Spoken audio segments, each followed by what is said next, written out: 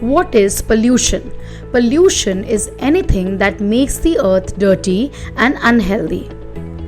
We can also say pollution is the introduction of harmful materials into the environment. The harmful materials which cause pollution are called pollutants. Pollutants damage the quality of air, water, and land.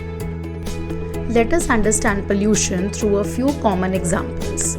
First is cars. Cars emit pollutants from their exhaust pipes and pollute the air.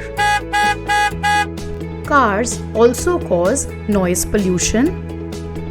Next, when we burn coal to produce electricity, that also creates a lot of air pollution.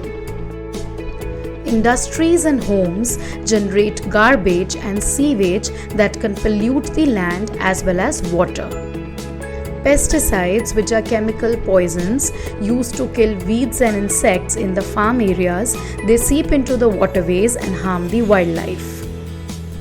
There are many types of pollution, but the main ones are air, water, soil, and noise pollution.